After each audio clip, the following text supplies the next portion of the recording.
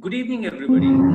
I welcome you all to the ongoing Heartfulness webinar series, an initiative by the Heartfulness Institute to help us guide us through the rough waters during this COVID-19 pandemic, with the sole aim to make us emerge as evolved human beings holistically in physical, mental, and spiritual aspects. I, Dr. Vishal Chopra, will be your host for today's session. Today's topic is new normal. So much has changed since coronavirus has entered our lives. Be it life during lockdown, social distancing, knee-jerk reactions when somebody sneezes near us, inability to be self-sufficient, to go out to work, to play, to go to schools, uncertainty and dependency on government for the relief. Everybody is waiting for their lives to be normal again. As a psychiatrist, I have been always fascinated with the concepts of normal and abnormal. But today, I'm lost with a question looming in my mind.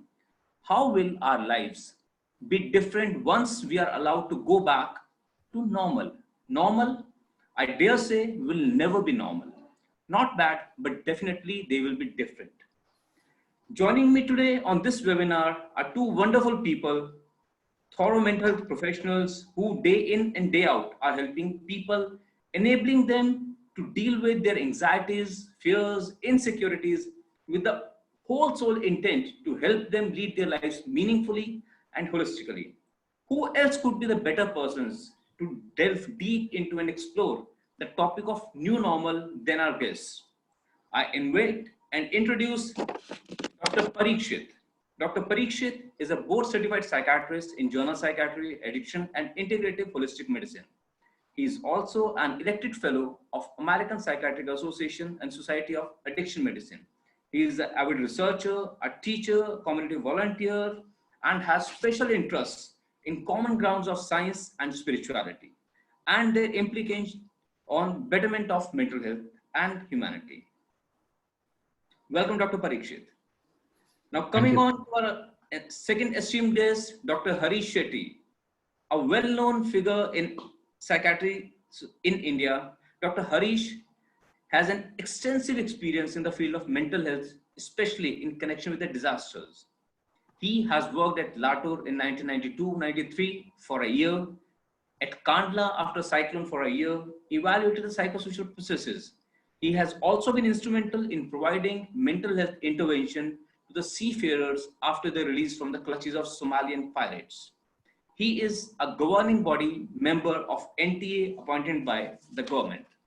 Welcome, Dr. Harish, to this webinar, and Dr. Parikshit, very, very warm welcome. So we shall study, and without delaying any further, I would like to start today's discussion on the topic of new normal. So my first question I'll put across to Dr. Shetty. Sir, I would request you to throw some light on this term which is nowadays in vogue. Normal I had always heard, but new normal is quite very new to me. Please. Well, I'm washing my hands a little more than what I used to.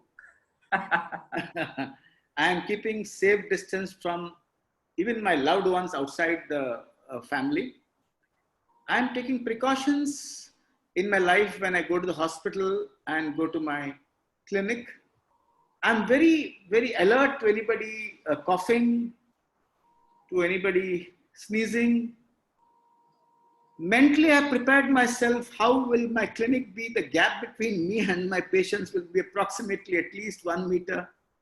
Okay. I have told my friends in my clinic that if where we have a seating of 40, only 10 people will come and sit, and every patient will come with an appointment. I've also told myself that I don't have to eat so much in life, and minimalism is also something which is very important. I have a lot of existential thoughts in my mind. Kya kare, life aisa hi hai, jo hona tha hoga, and we need to live one day at a time. Like the Alcoholic Anonymous adage, one day at a time. And so many others have come and told me the changes which they have made. There's a friend of mine, he is 64. For the first time in life, he's doing pranayam. He sent pictures of his pranayam. And though habits take a long time to wire, I think Corona will imprint our DNA much faster than what it should. And that, I think, is the most important thing. Habits take a long time to virus, as you all know. But this virus will make us so aware that many changes will happen automatically, which we are not even aware today. So the imprinting of the DNA, it's a little exaggerated way of putting it, but the imprinting of the DNA will happen in the next few months. It will not be an autopilot country, autopilot earth that will go back to our old habits. Many habits will change. Dr. Shetty, I got reminded of a one term known as Shamshani Vairagya. Virag. I hope it's not a Shamshani Vairagya. When a person enters a crematorium, whatever he thinks that this is the end of thing, I'm going to the best person, best version of myself. But this feeling remains till the time the individual is a cremation ground. As he moves farther and farther, again, everything comes back to normal. So is it same that's going to be happening to us? Dr. Deshmukh, what would you like to say? It may happen that the same thing will come back.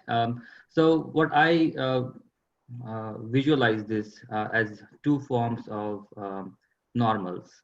One is the outer normal that, as Dr. Shetty has described, is how our outside world has obviously changed. About many habits are changing, health precautions, keeping ourselves safe and others safe. So that's outside normal, which I think will return back to baseline normal as it was to a good extent. There will be some changes because we will take time. We will, I think, even after the COVID pandemic is gone, we will still be very careful with the hand washing, with the distancing. And eventually, as we become more comfortable, we'll be back used to be, but still we will have our lessons that we have learned from this. But I think in terms of the inner normal, that depends on us. Whatever we have learned from this and the way we have adapted to these changes and the transition, whether we evolve in it or whether we will go down, that depends on our attitude and how we look at it and how we learn from it. And then based on that, what we build, that's up to us. So it may not return to as it was. It may be much better now that we have learned many lessons and we may have better attitudes and more realistic picture. But we may go back to our initial habits and initial ways of thinking and approaching the life. That will be upon us. With the outside normal, most of us will eventually return back as things used to be. But the inside normal, it's going to vary from person to person. And that's where I think we have choice and we can make difference in our lives. True. My dad used to say, habits never die. You delete H, a bit remains. You delete A, bit remains. You delete B, it remains. So very true that it's the inner change which needs to be permanent. Now, what you conceive or what you foresee is the new normal in this COVID scenario. So the new normal, the outside normal is going to be keeping the precautions for a long time. And we have to be very sincere about it. In United States, the number of viruses have grown so much that personally, I have started treating everyone outside as being COVID positive. I think that they already have the virus. I think virus is everywhere in the surfaces, everywhere in the world. And that's how I'm approaching the world, that I'm taking universal precautions with everyone. Now, that will be the outside, but the inside is, as I said, that will be up to us. So, Harish bhai, I would like to ask you, you have a vast experience in the disaster scenarios, providing the psychological help, doing research. What you think, or would you like to elaborate or throw some light on, is this COVID pandemic different from other disasters in terms of change that it has brought or it's going to bring? And if so, then how? Of course, it is a different disaster because it is not similar to an earthquake, which comes and then it stops. You may have tremors again for a few times, but it's one big earthquake. A riot happens for a short time and then it stops. A cyclone, a big wave comes and people die. And after some time, you don't see a repeat immediately, though historically we have seen repeats also. But here, the virus is on. The impact phase of the disaster is on. It's continuous, and in that sense, the shock which was there in the impact phase, though it has normalized to some extent because of our patience and resolve and methods of science, but the impact phase is still on, and we are both in the impact phase as well as in the early post-impact phase. So in the early post-impact phase, there's a lot of altruism. There's a lot of friendship. People help each other. Indians actually, if you look at the Indian scenario, Indian altruists run immediately to the place of disaster, and they scoot also very fast. It's like if somebody dies, everybody comes to the house of the person, but after 15 days, you'll find nobody around. Unlike when I tell them that if there's an accident and somebody dies, you need to go turn by turn, see that you continue going for a year, take turns so that you go once a week, but that is not understood. So the altruistic phase is on, everybody is helping each other. Thousands of NGOs are on the field, and people are praying, people are doing so many things. But one thing distinct between this and the other disaster is that we have an invisible, intangible virus. Invisible, intangible. It has hit the globe, across the globe. That is number one. And the second most important thing is that science has moved ahead. It's not fatalistic attitude of the people anymore. When I worked at Latur, at Kandla, at the riot affected in Gujarat, as well as evaluating earthquake rehabilitation in Gujarat as well as Jabalpur, the one sentence we hear in India is "Kya kare saab," whatever happens is God's wish. Nothing is in my hands. But for the first time, temples, churches, mosques, and other places have closed down because people of science have said this has to close down. I think that is the big shift in this disaster, where science has overcome fatalism. I also used to say, I still remember the day when I held a Manaswastha Shibir, and nobody came because Murari Bapu was having a Ramayana part. I mean, it was the competition between us, mental health professionals, and Murari Bapu. Again, at Kandla, when I said we'll have a Manaswastha meeting, they said, we are not mad. Who gando nathi. Then we said, satsang, and they all came, and then the activity moved. So what is very important here is people of science are accepted, respected, heard. And when they would say that ये भगवान के हाथ में है, I would say the same earthquake in California and Japan would not kill as many because they have earthquake resistant buildings. They have other methods which they have integrated into their buildings. Then I would ask them, is the Bhagwan which overlooks California, Japan, India different? But I could not penetrate them at all. And the last example I would give was, there was this man in Mangrul village in Latur, son of an army officer. His parents died, his wife also passed away, and the earthquake was on the day of Anant Chaturdashi, the last day of the Ganesh festival. He threw the idols away, and then he said, I don't have faith in God. But here there's no God. There is sanitizer, there is soap, there is Sanyam, and there is Sankalp. So that's the biggest shift in this entire pandemic, and I'm very happy about it. That's nice. That's nice. Sanitizer, Sanyam, and Sanyam, Sankalp, soap, and sanitizer. 4 S's. Okay. very true.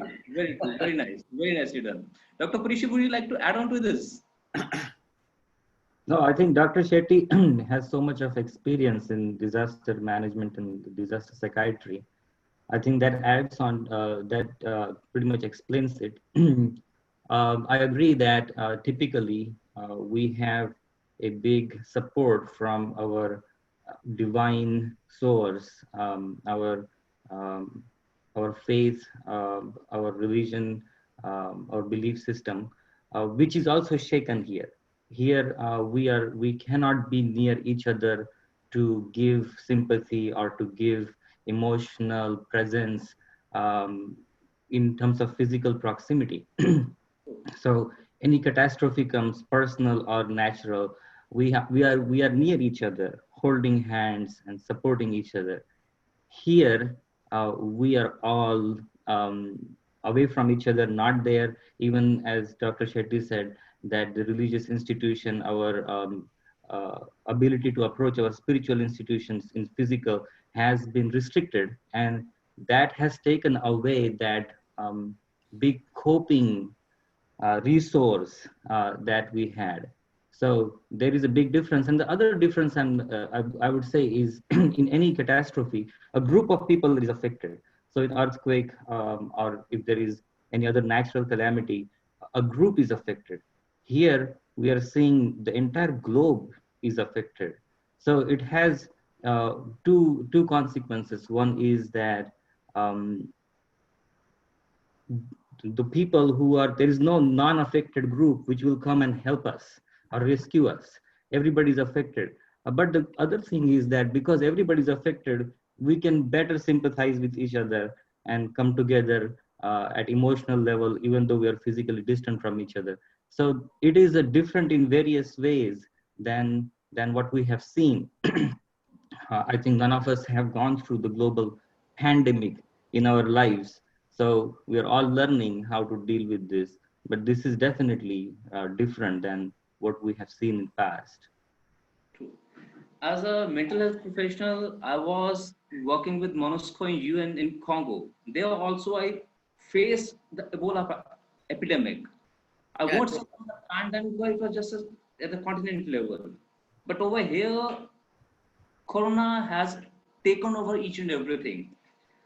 Just one thought cropped in my mind. Why do we as humans require any crisis to be together? Why can't we be together without any crisis? uh, they say in India that चार लोग आते हैं साथ में जब एक कंधे पे होता है. That's what they say. India, cricket, war, uh, demonetization, and other things. But one thing is there, which I would like to add to Pari, is that spiritualism is very much alive. In fact, when I do this Zoom meeting, I did a Zoom meeting for an international aid organization, Indians there, and they said, should we read the Gita? Should we read this? I read the Gita, I read the Buddha's script. Is it good? Is it bad? I said, whatever helps, helps. And across my experience in India, it was Ramdhun in Latur, Ramdhun in Gujarat, Ramdhun in Jabalpur, and riots, of course, Allah and Ram. So, come what may, India is deeply spiritual. And even if they cannot go and meet, as Pari said beautifully, they cannot hug, they cannot hold hands, still, the connection with spirituality is on. But at the same time, there's logic, science, and rational thinking, which I think is a beautiful combination to cope with the disaster. Very true. The Yeah, and basis the of other worship may be under lockdown, but God is still, as a Wi-Fi connection, is still free. Absolutely. yeah, Free Wi-Fi. and to elaborate a little bit further, Dr. Chopra, on your question is why why only difficult times we come together. I think that's very true. That in prosperity we have leisure to actually create problems when they're not problems.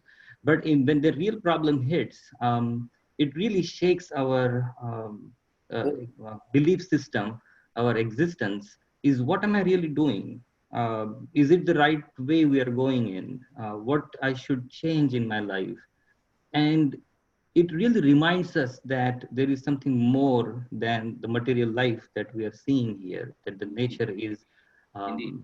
above and beyond us, then it is much stronger and powerful than what our human intelligence is, about which we are so proud of generally. So it shakes those beliefs and it resets us to back to square one. It's like a rebooting ourselves. Okay, what am I really want to do?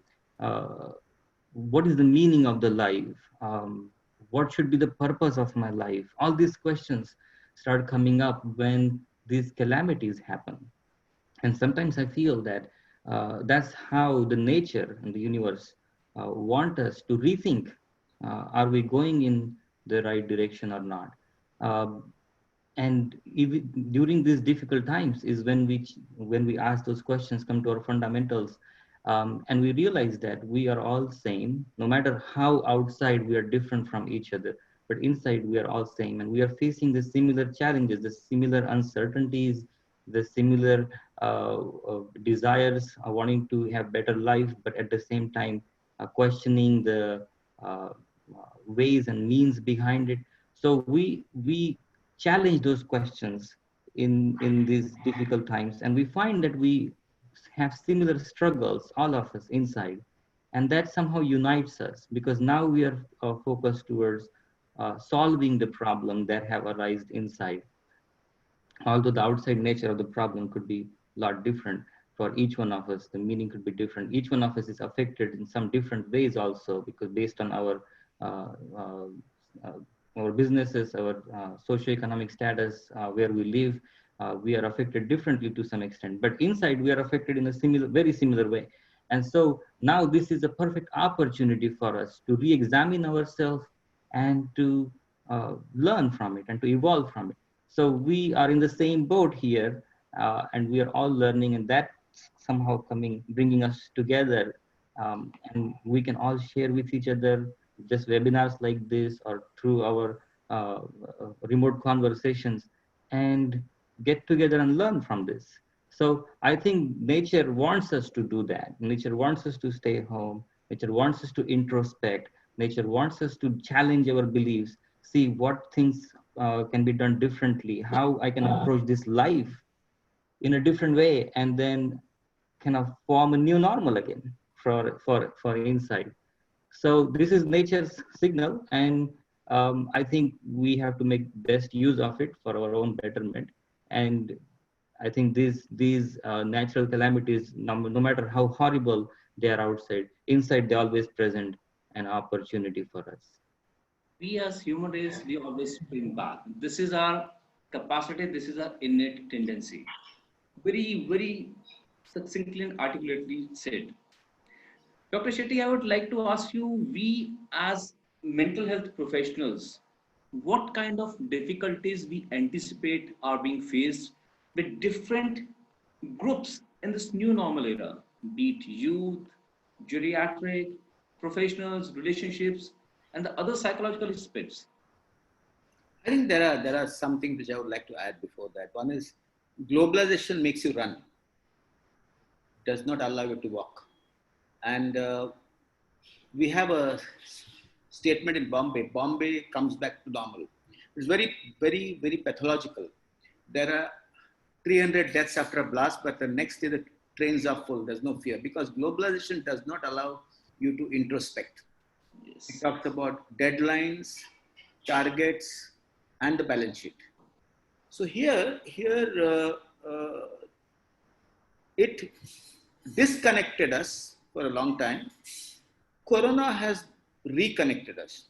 So this entire war between deadlines, balance sheets, and targets, and man's need, desire, and ability to introspect will be at war in the future, and we do not know who will win.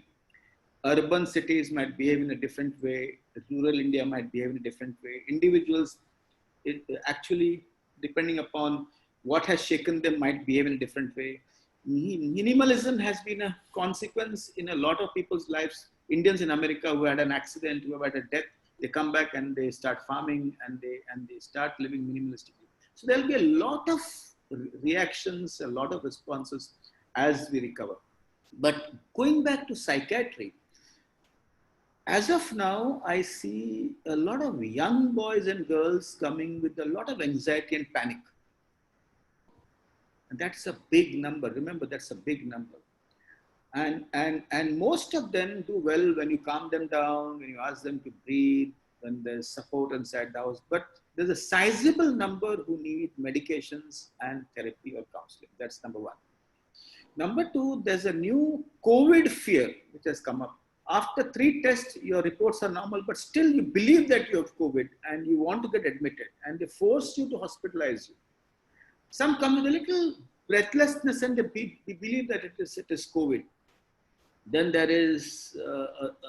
I anticipate that as we internally start thinking, existential thinking that may not lead to evolution and positivity. It may also lead to collapse. And there were people who have come and told me, why should I die of corona? I want to die much before that.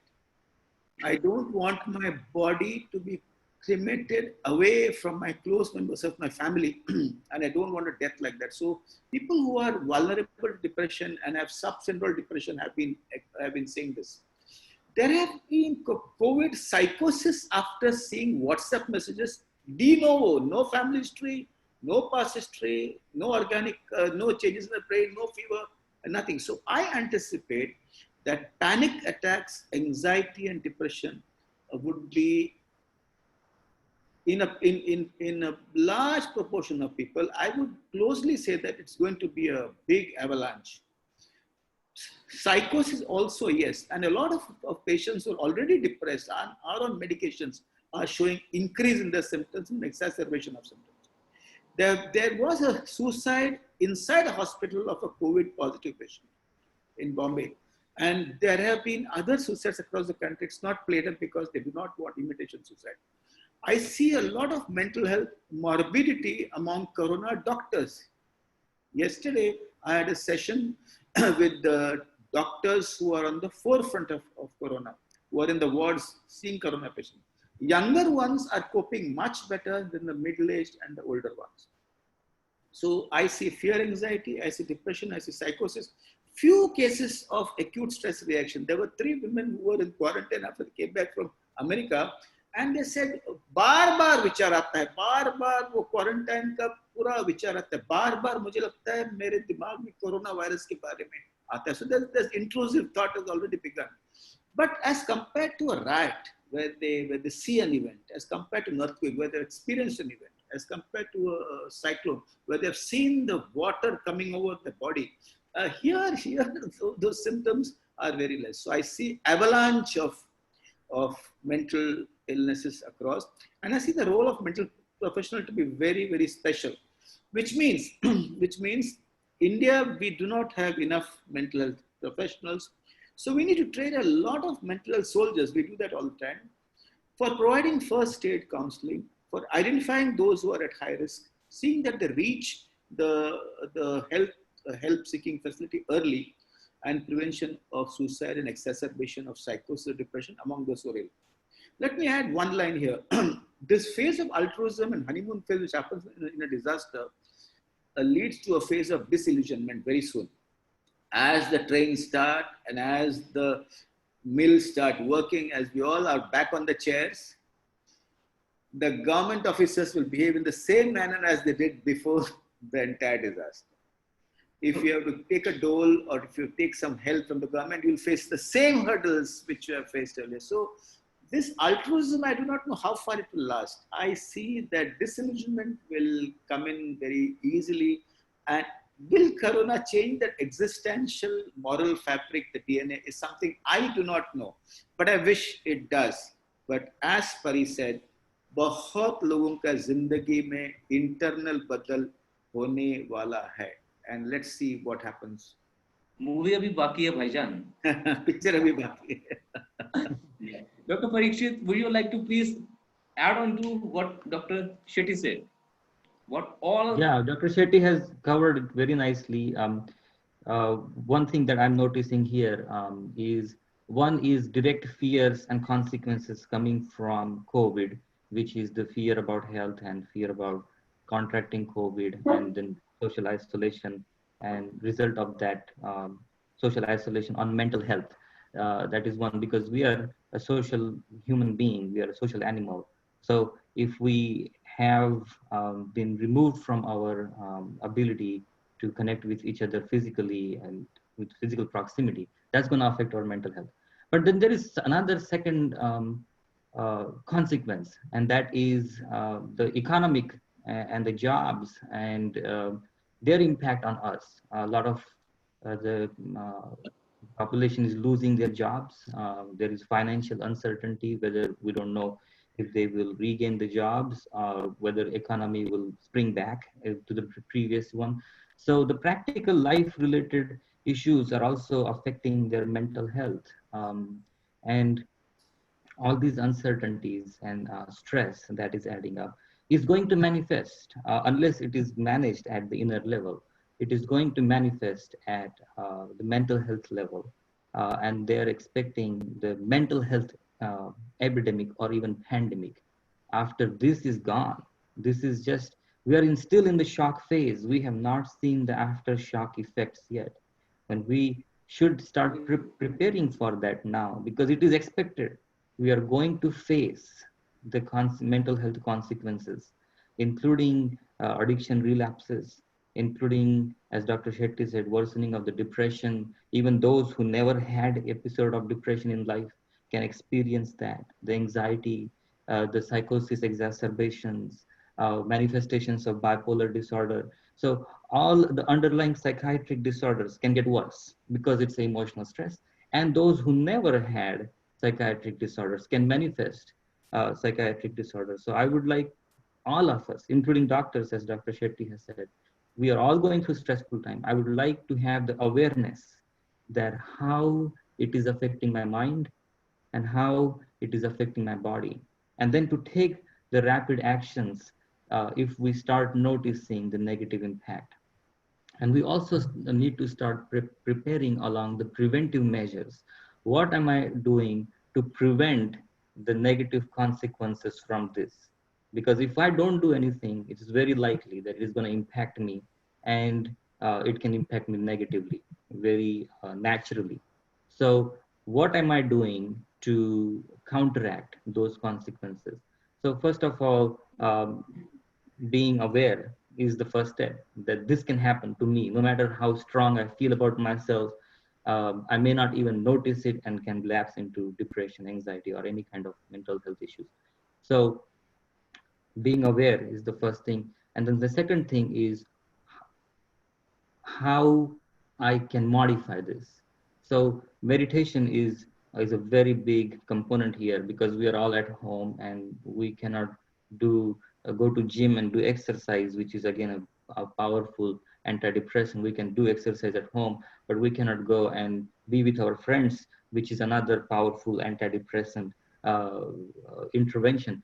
But now that we are here alone, what can we do to improve our inner health, our physical as well as our mental health, so that I have uh, uh, more assurity that I will not have negative consequences. Actually, I will have a better consequences. So our goal should be that my mental health, my emotional well-being should enhance from this trauma, instead of getting it worse.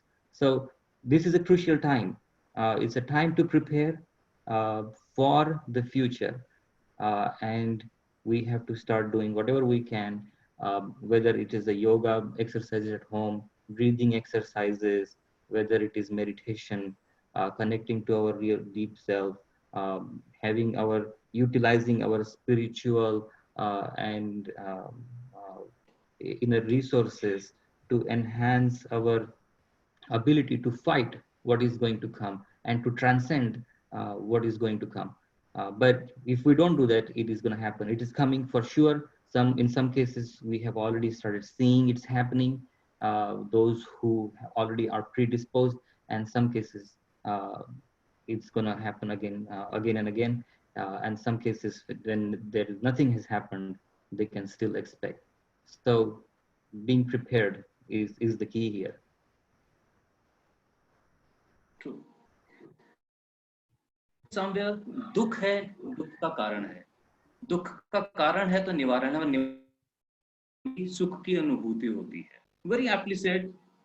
So we have seen the corona pandemic going to do with us, or it's doing to what in all the ways.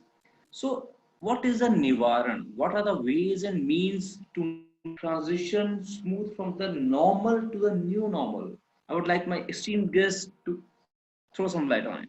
What are the different ways which can make us better human beings, which does not kill me, makes me stronger? Please. So I think there are 3 or 4 issues. One Dr. is in the new normal, yoga has been introduced in a very big way in my country. Though it is something which has really uh, been, been discovered here. So Harvard School has said that yoga is a great practice during the corona epidemic. If we have to, as he says, Paris says, awareness is something which is very important. But to explain awareness to an ordinary person is the biggest challenge. To transact the activities of awareness is a big challenge. And the only way to transact is also to explain to them that if you can protect the orchestra of the body, you are going to face the future in a much better, which would mean what? Mind and body is always in conversation. They can either be aligned or they can be at war with each other. So if you have to align your mind and body, you need to take care of your breath, your autonomic nervous system. You need to take care of your sleep, which is extremely vital. You need to take care of your diet and your habits. As Ali said, meditation, exercise are antidepressants, they are stress busters, but they also improve the circuits in the body. So I tell my friends and people whom I meet either in a group or on webinars, protect your brain, its connectivity with the body. And if you're able to protect the brain, the mind, and if you have a good lifestyle, even if you lose a job, you will not have shame at looking for one more. So ultimately, when awareness is good, shame disappears. And I'm not ashamed to say, "Mujhe job nahi hai." I'll tell 1,000 people I'm looking for a job. I will not be ashamed to live in a visiting card. I know my visiting card only, the most important part of visiting card only is the name. The rest, anything can change, everything can change. I will not be ashamed to go down in my designation. If I don't get a job, I look at something which I can do from home. So a million creative opportunities will come up if there's awareness, if you protect this 1200 grams and the connections between the mind and the body. Kill shame, seek help. We have been giving examples of Indians who have killed shame and seek help. One of them is Amitabh Bachchan. Amitabh Bachchan went through Yash Chopra when he lost everything. And he said, I want some work. And that is on record. I'm not saying it out of my hat. And he said, Aditya Chopra is making a film, Mohabbatein, go and meet him. And that's how he started acting. And then there are so many others who also helped him. So killing shame and seeking help is a very difficult thing in India because Indian families also are very feudal. Izzat, reputation. Reputation is a fantasy. Character is the key. So awareness has to be transacted in different ways to different people, keeping their cultural denominators in your understanding. So psychiatrists have to be culturally literate, culturally experienced, and not culturally naive. Our education has made us culturally naive. We are not like Patch Adams, Dr. Patch Adams in the movie Patch Adams. So I think that the challenge is we have to view the person in a broader prism and not just give him or her medications and counseling. We need to view the person through a cultural prism and see that you transact awareness through different methods. I think that is very important.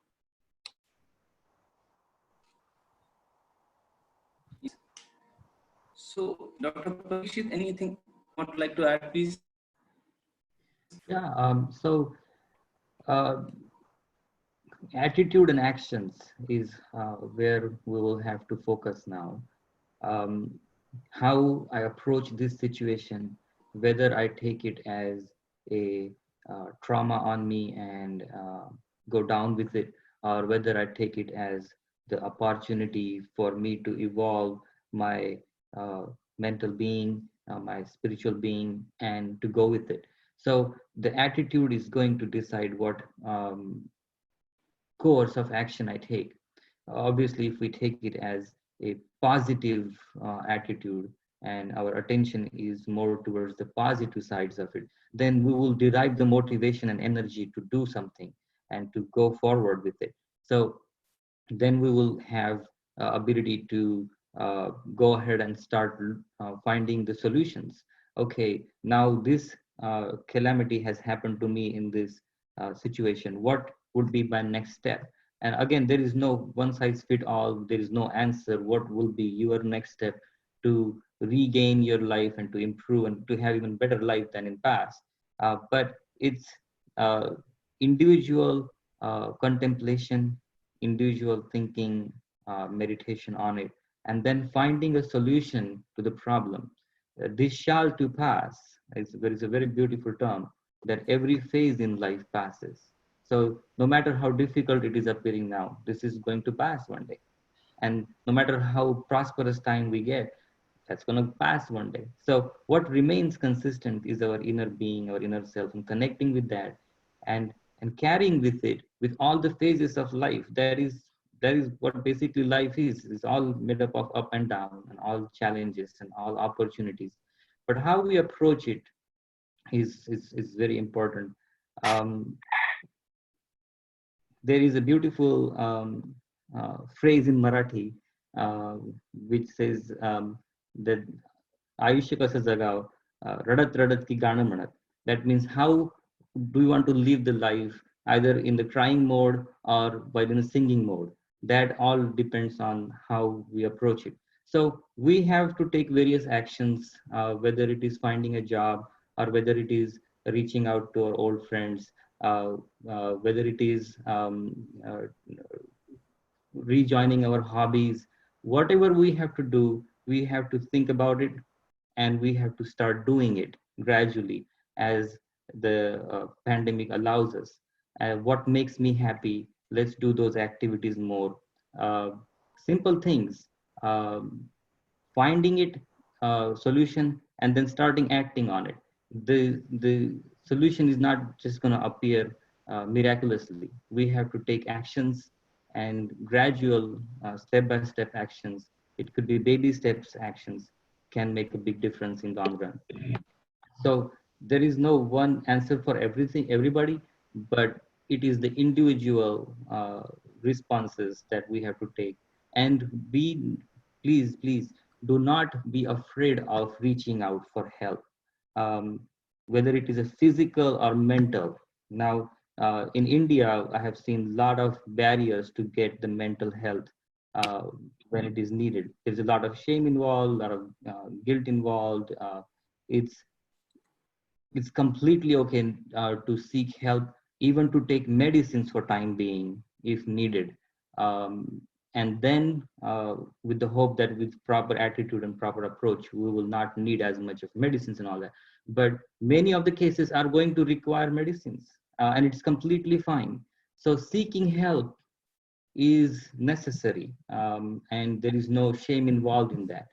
So do everything, help yourself by right attitude, by right actions, and seek help from outside if your inner resources are falling short, because we are all one.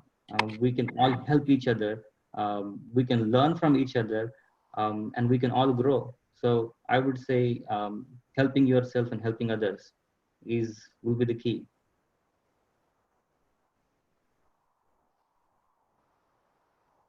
True. If happy to help others, this is very true, Dr. Parikshit, very well said. Now I request Dr. Harish, as he mentioned, meditation can be important things that help us be resilient. I request Dr. Harish to guide us through the meditation, please. I am not, your voice is not clear, Vishal, and I can't see you on the video. I don't know. Your video is off. Pari, can you see in the video? No, I cannot see him. I also have difficulty hearing him, but I think what he's asking is about the meditation, how it can help during this process. I would not want to impose a meditative practice to everybody, but different people respond to this differently. Some people say that they don't like meditation, they don't like vipassana, and they are very violently atheists. So I don't fight with them. I tell them, observe 15 minutes of silence every day and just watch your thoughts, feelings as it comes and goes. Watch your sensations as it happens and be a witness to the thoughts, feelings, and the sensations and see how the ripples of the water in a river slowly calms down. And after some time, you'll find that there's a lot of calmness and you are not easily emotionally hijacked. You're able to respond with equanimity and samanta. The second group are very comfortable doing yoga, but I tell them yoga is not about asanas, it's about yama niyama and how you relate to people, what impact it does on your own self. And that is something I ask them to be aware of. Third is people do Sudarshan Kriya, people do Shambhavi Mahamudra, people do a host of other meditative practices. But I would say that if you just close your eyes and watch your breath, just watch your breath as it goes through your nose. Be aware of the small sensation at the nose. Just watch your breath. Let the breath do its job. And be aware of the small sensation in your nostril. As you do this, your thoughts will wander. No worry at all. Gently come back to just observing your breath and feeling the sensation in your nostril, that sukshma sensation, that small sensation. Close your eyes and just observe your breath.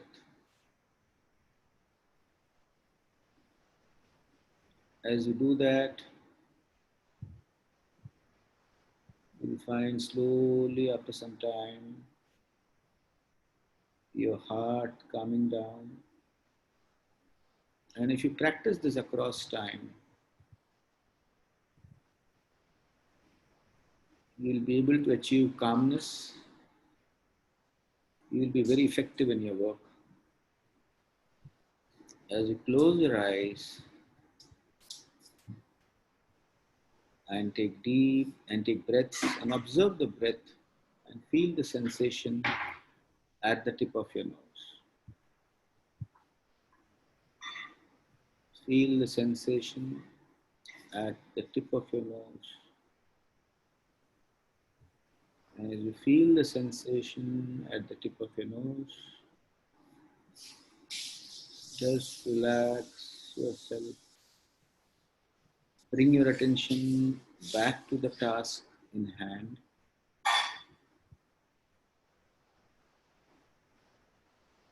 Absolutely relaxed, completely relaxed. Open your eyes and remember one thing in meditation is it's not a substitute for medications.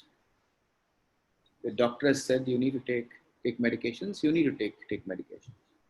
If you're not comfortable with one type of meditation, look for something else.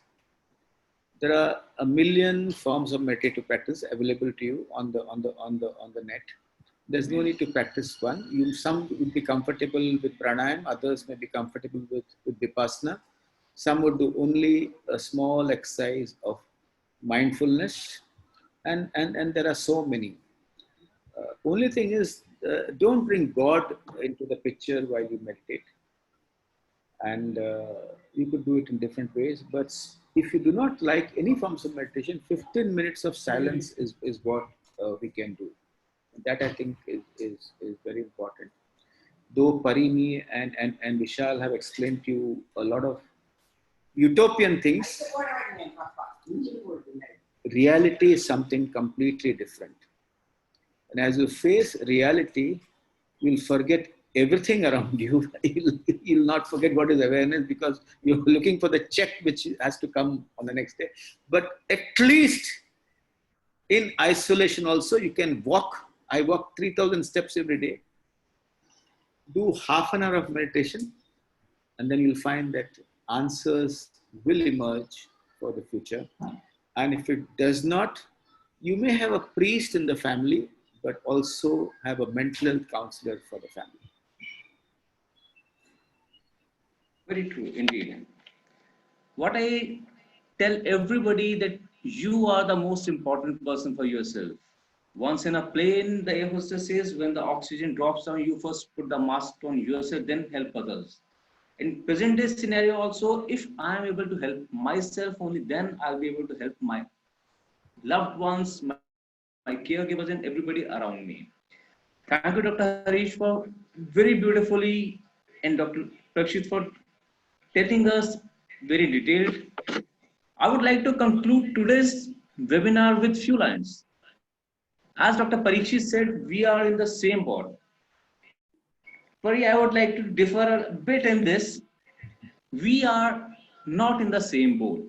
I heard that we are in the same boat, but it's not like that. We are in same storm, but not in the same boat. Your ship can't be shipwrecked and mine might not be, or vice versa. For some, quarantine is optimal, a moment of reflection or of recollection.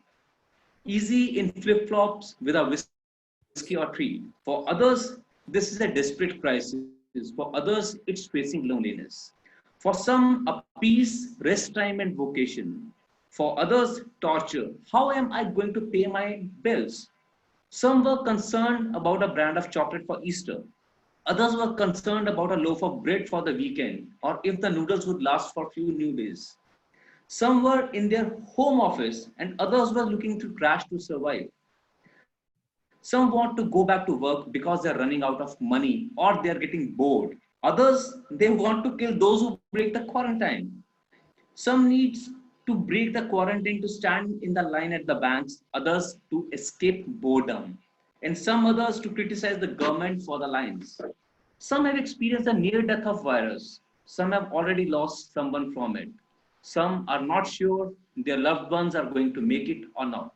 And some don't even believe that this is a big deal. Some of us who are well now may end up experiencing it.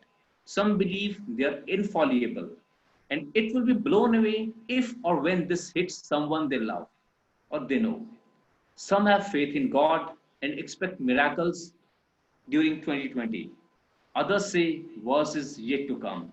So, friends, we are not in the same boat. We are going through the time when our perceptions and needs are completely different.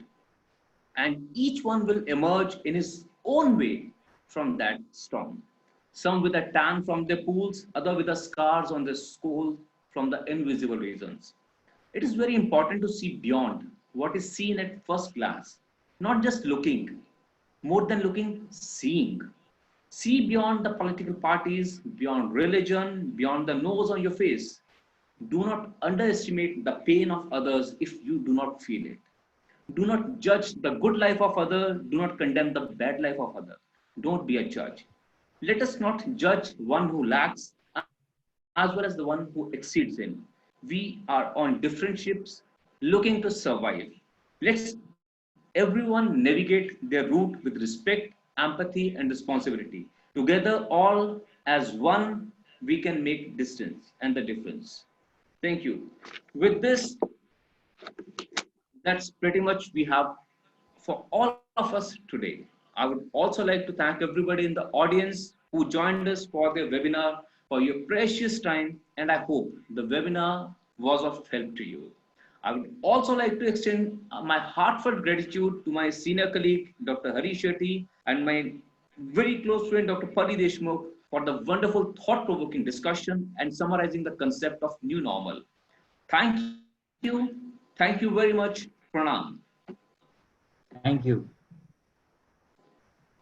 Now, if we have got some personal queries, you can write to us on the wellness at heartfulness.org.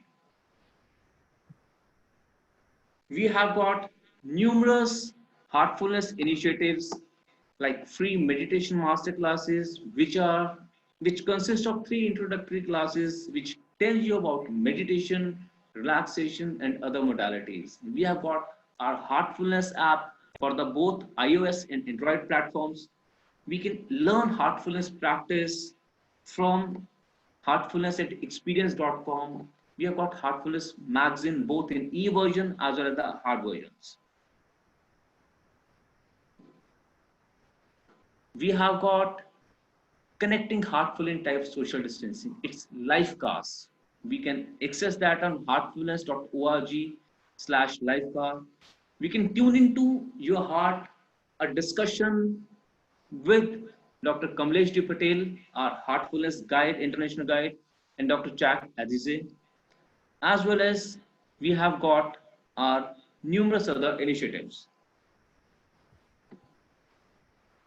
Heartfulness Institute has been helping out thousands and thousands of people by feeding them during this COVID pandemic. This COVID relief fund, please, I would request you to help us help others.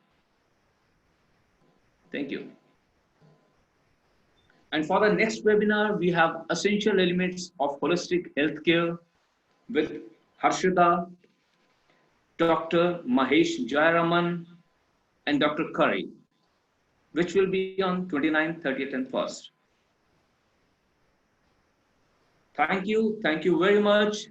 God bless you. I love you all. Pranam. Thank you.